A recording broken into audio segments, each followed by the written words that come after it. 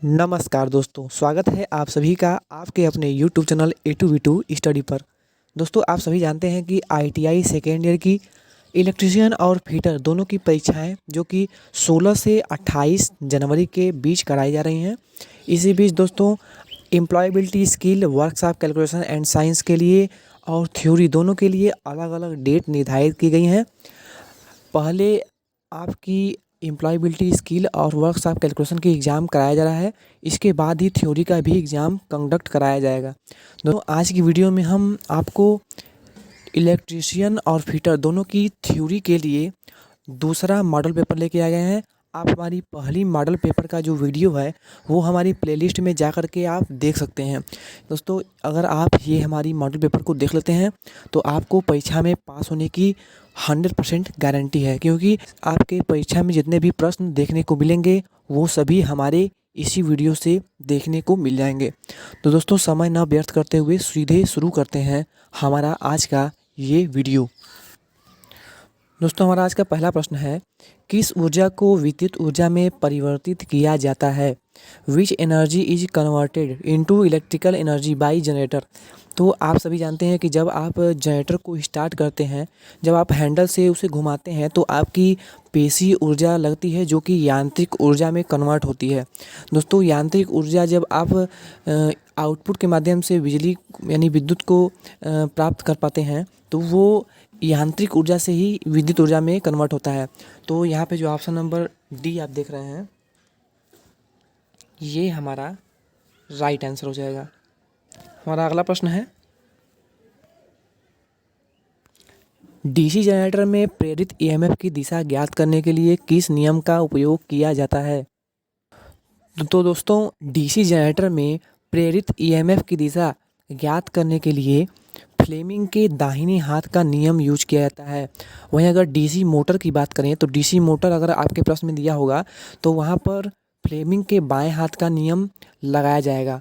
तो यहाँ पे जो ऑप्शन नंबर डी आप देख रहे हैं, फ्लेमिंग के दाहिने हाथ का नियम, ये हमारा राइट आंसर हो जाएगा। आर्मेचर वाइंडिंग प्रतिरोध को मापने के लिए किस उपकरण का उपयोग किया जाता है? तो आर्मेचर वाइंडिंग का प्रतिरोध मापने के लिए साधारणतः केल्विन ब्रिज का उपयोग किया जाता है। ऑप्शन नंबर डी जो है ये हमारा राइट आंसर हो जाएगा। अगर दोस्तों वहीं पर दिया होगा कि आर्मेचर वाइंडिंग की जगह फील्ड वाइंडिंग का प्रतिरोध मापने के लिए किस उपकरण का यूज किया जाता है, तो वहाँ पर आप बाहरी ग्लाउडर का यूज करेंगे। यानी कि यहाँ पे दिया हुआ है आर्मेचर वाइंडिंग, तो यहाँ पे हमारा option number D right answer हो जाएगा। हमारा अगला प्रश्न है, डीसी मोटर में करंट की दिशा किस नियम से निर्धारित होती है? तो दोस्तों, डीसी मोटर में अगर करंट की दिशा की बात की जाए तो वो फ्लेमिंग के दाहिने हाथ के नियम से ज्ञात किया जाता है। ऑप्शन नंबर डी हमारा राइट आंसर हो जाएगा। शॉर्ट और ओपन सर्किट के लिए आर्मेचर वाइंडिंग का परीक्षण करने के लिए किस उपकरण का उपयोग किया जाता है? तो शॉर्ट और ओपन सर्किट के लिए आर्मेचर वाइंडिंग का प्रतिरोध ज्ञात करने के लिए साधारणतः बाहरी ग्राउंडर का यूज किया जाता है। और दोस्तों, एक इम्पॉर्टेंट प्रश्न इससे और आ सकता है कि अगर आपको दिया हुआ है शॉर्ट और ओपन सर्किट के लिए आर्मेचर वाइंडिंग की जगह फील्ड वाइंडिंग का परीक्षण करने के लिए किस उपकरण का यूज किया जाता है? दोस्तों, बहुत ही मोस्ट इंपॉर्टेंट क्वेश्चन ये परीक्षा में पूछा जा सकता है, तो इसे आप याद कर लेंगे कि वहाँ पे आंतरिक ग्लाउडर का यूज होगा। फील्ड वाइंडिंग के लिए शॉर्ट और ओपन सर्किट टेस्ट जो होता है वो आंतरिक ग्लाउडर के होता है, और यहाँ पे शॉर्ट और ओपन सर्किट टेस्ट के लिए आर्मेचर वाइंडिंग दिया हुआ है तो वहाँ पर बाहरी ग्लाउडर का यूज करेंगे। यहाँ पे ऑप्शन नंबर सी जो है ये हमारा राइट आंसर होगा। डीसी मिश्रित मोटर में आर्मेचर धारा दिशा को बदलकर केवल घूर्णन की दिशा क्यों बदल दी जाती है? तो डीसी मिश्रित मोटर में आर्मेचर धारा की दिशा को बदलकर केवल घूर्णन की दिशा क्यों बदल जाती है? तो ये होगा कि मोटर की विशेषताओं को बनाए रखे, क्योंकि ऑप्शन नंबर बी में आप देख सकते हैं मोटर विशेषताओं को बनाए रखे, ये ऑप्शन नंबर बी हमारा राइट आंसर हो जाएगा। अगला प्रश्न है, एसी मोटर के स्टेटर में कुल विद्युत डिग्री की गणना करने के लिए सूत्र का उपयोग किया जाता है। बहुत ही मोस्ट इंपॉर्टेंट प्रश्न है और परीक्षा में ये सेम प्रश्न आपको देखने को मिल जाएगा। तो एसी मोटर की बात करें तो इसमें स्टेटर में कुल विद्युत डिग्री ज्ञात करने के लिए फार्मूला होता है, कुल विद्युत डिग्री बराबर होता है 180 इंटू ध्रुवों की संख्या, 180 इंटू ध्रुवों की ये संख्या दिया हुआ है। तो ऑप्शन नंबर डी जो है ये हमारा राइट आंसर हो जाएगा। हमारा अगला प्रश्न है, पूर्ण लोड पर 10 HP 3 कला प्रेरण मोटर चलाने के लिए फ्यूज दर यानी फ्यूज रेटिंग क्या होगी? तो 10 HP यानी 10 हॉर्स पावर दिया हुआ है। तो 3 फेज इंडक्शन मोटर को चलाने के लिए जो फ्यूज रेटिंग होगी वो 25 एम्पियर होगी। ऑप्शन नंबर सी जो है ये हमारा राइट आंसर होगा। दोस्तों सेम प्रश्न आपको देखने को मिल जाएगा। हमारा अगला प्रश्न है, 6 पोल स्टेटर मोटर की विद्युत डिग्री क्या है?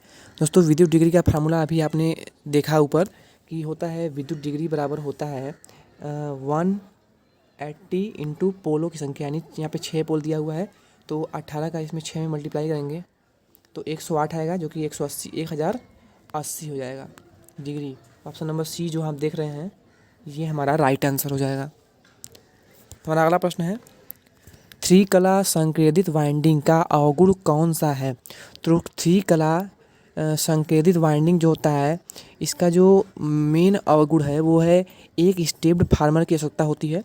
तो ऑप्शन नंबर बी जो है ये हमारा राइट आंसर होगा। एकल चरण मोटर किस प्रकार का निर्देशित है? तो एकल चरण मोटर जो इसमें फिगर में दिया हुआ है आपको बताना है कि किस प्रकार का निर्देशित मोटर है। तो ये जो है दोस्तों ये हमारा कैपेसिटर स्टार्ट और कैपेसिटर रन मोटर है, क्योंकि यहाँ पे देखिए एक कैपेसिटर यहाँ पे लगाया हुआ है और एक कैपेसिटर यहाँ पे लगाया हुआ है, जो कि अगर आप जब इसमें जब फील्ड वाइंडिंग में जब 70 से 80% स्पीड जब प्राप्त कर लेता है तो ये जो एक इसमें से कैपेसिटर है ये सेंट्रीफ्यूगल स्विच के द्वारा बंद हो जाता है और सर्किट इसको क्लोज कर देता है, और फिर सिर्फ मेन वाइंडिंग में आपकी जो करंट होती है वो फ्लो होती है। तो इसमें जो मेन बाइंडिंग में यानी इसमें सिर्फ करंट फ्लो होती है और सेंट्रीफ्यूगल स्विच के द्वारा ये पूरा सर्किट जो होता है वो क्लोज हो जाता है। तो इसमें जो ऑप्शन नंबर डी है कैपेसिटर स्टार्ट और कैपेसिटर रन, यानी कि एक कैपेसिटर तो बंद हो जाएगा और एक कैपेसिटर जो है ये रन करता रहेगा। तो ऑप्शन नंबर डी जो है ये हमारा राइट आंसर होगा। हमारा अगला प्रश्न है, सिंगल फेज इंडक्शन मोटर शुरू करने के लिए कौन सी विधि अपनाई जाती है? तो सिंगल फेज इंडक्शन मोटर को स्टार्ट करने के लिए फेज विभाजन विधि का उपयोग किया जाता है, जो कि ऑप्शन नंबर ए में आप देख सकते हैं ये हमारा राइट आंसर होगा। हमारा अगला प्रश्न है, एकल चरण प्रेरण मोटर का कार्य सिद्धांत क्या है? दोस्तों आप सभी इस प्रश्न को अच्छे से जानते होंगे कि एकल पेज यानी सिंगल पेज इंडक्शन मोटर जो होता है इसका जो कार्य सिद्धांत होता है वो लेंज के नियम पर आधारित होता है, लेंज के नियम पर आधारित होता है। तो ऑप्शन नंबर ए जो है ये हमारा राइट आंसर होगा। हमारा अगला प्रश्न है, सार्वभौमिक मोटर का अनुप्रयोग कौन सा है? तो दोस्तों सार्वभौमिक मोटर जो होता है इसका उपयोग भोजन मिक्सर के लिए किया जाता है। सेम आपको यही प्रश्न देखने को मिल जाएगा। मैं कह रहा हूँ बार बार इस प्रश्न को आप बिल्कुल रट जाइएगा, क्योंकि अगला प्रश्न है, अल्टरनेटर को कैसे रेटेड किया जाता है? तो अल्टरनेटर को बहुत ही आसान प्रश्न है, अल्टरनेटर को केवीए में रेटेड किया जाता है। ऑप्शन नंबर ए जो है हमारा राइट आंसर होगा।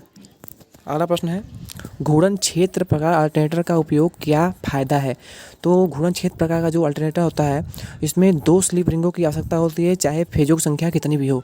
ऑप्शन नंबर डी जो है ये हमारा राइट आंसर होगा। रोटरी कन्वर्टर का यक्स भाग का नाम क्या है? इसमें आपको फिगर दिया हुआ है, इसमें बताना है कि रोटरी कन्वर्टर में जो भाग एक्स है यहाँ पे दिया हुआ है एक्स, तो इस जो भाग है एक्स का इसका नाम क्या है या फिर कार्य क्या है? तो जो रोटरी कन्वर्टर का एक्स भाग दिया हुआ है इसका मेन कार्य है वितरित प्रत्यक्ष धारा का एकत्रित करना। ऑप्शन नंबर डी जो है ये आउटपुट धारा को कलेक्ट करता है। तो ऑप्शन नंबर डी हमारा राइट आंसर होगा।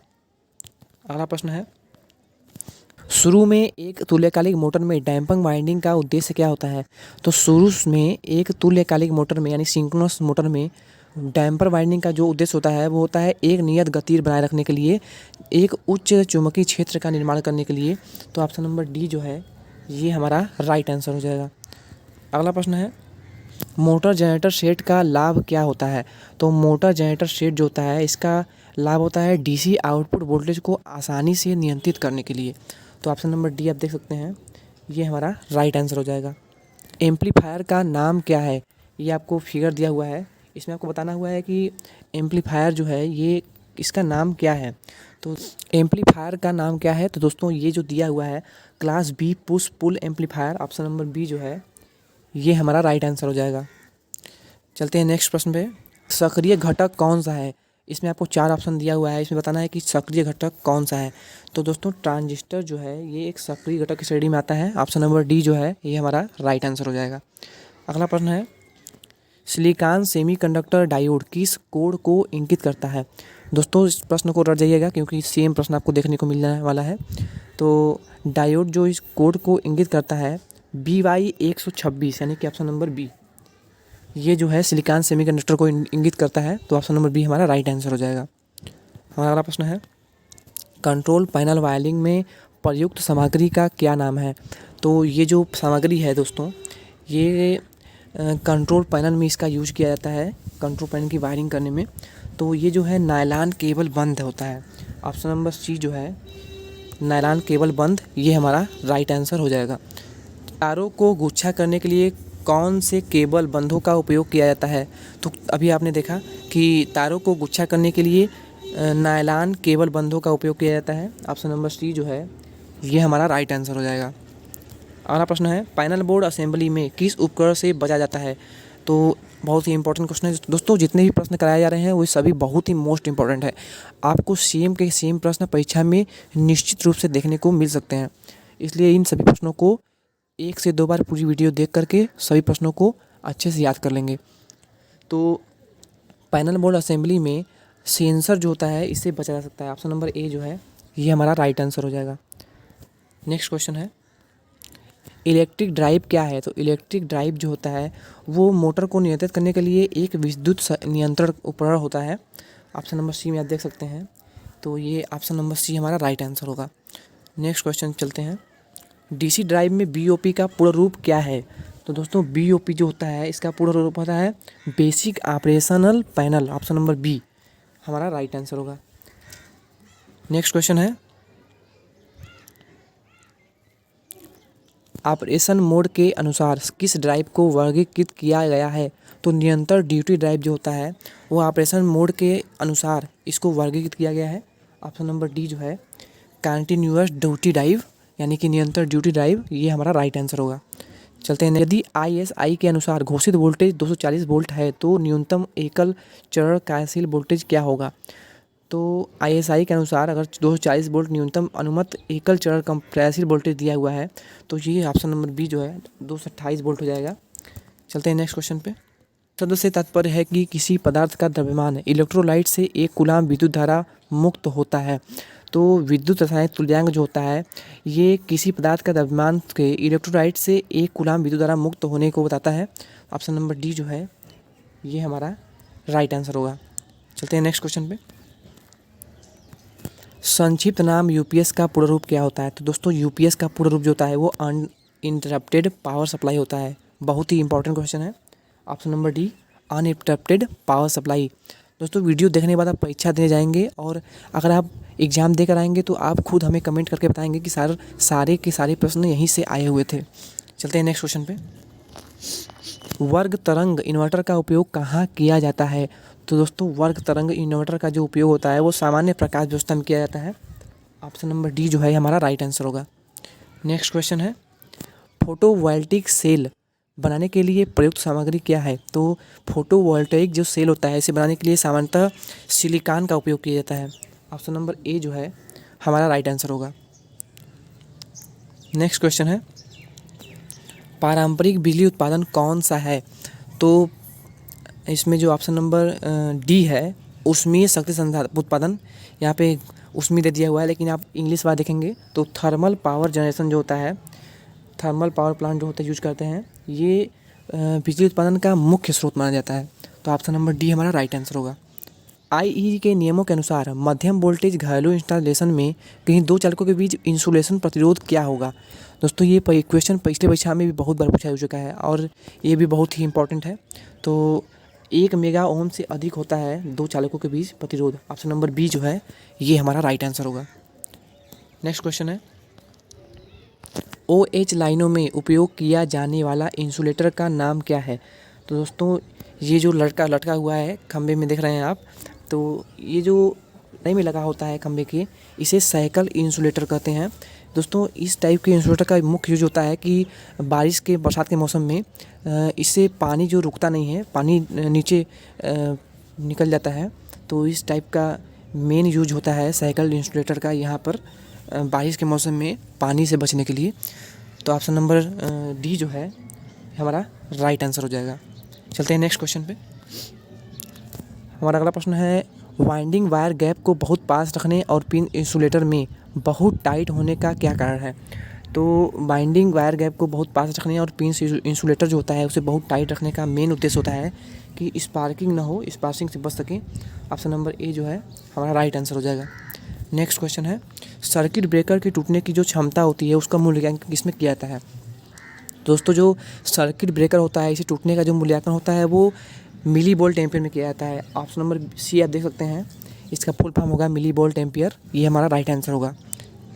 लीकेज करंट प्रोटेक्शन से बचाव हेतु वायरिंग सर्किट में कौन सा सर्किट ब्रेकर लगाया जाता है?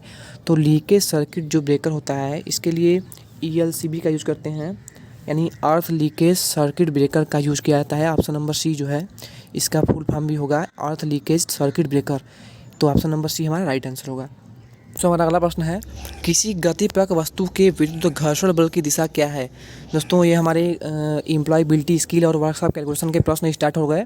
अगर आप एम्प्लॉयबिलिटी स्किल और वर्कशॉप कैलकुलेशन के प्रश्न देखना चाहते हैं और बेहतर तैयारी करना चाहते हैं तो आप हमारी प्लेलिस्ट में जाकर के वर्कशॉप कैलकुलेशन की सभी मॉडल पेपरों का संग्रह करके एक वीडियो तैयार किया गया है, जिसमें आपके जितने भी प्रश्न प्रीवियस ईयर के हों या फिर मॉडल पेपर के हों वे सभी प्रश्न सम्मिलित करके तैयार किया गया है वो मैराथन क्लास, जिसे आप जाकर के अवश्य रूप से देख लीजिएगा। अगर आपका फर्स्ट पेपर नहीं हुआ है तो आप उस वीडियो को देख लेंगे, आपको निश्चित सफलता मिलेगी। और हमारी ये थ्योरी की जो वीडियो है मॉडल पेपर की, इसे भी आप निश्चित रूप से देख लीजिएगा। तो दोस्तों मिलते हैं नेक्स्ट वीडियो में कुछ नए प्रश्नों के साथ, तब तक के लिए थैंक यू।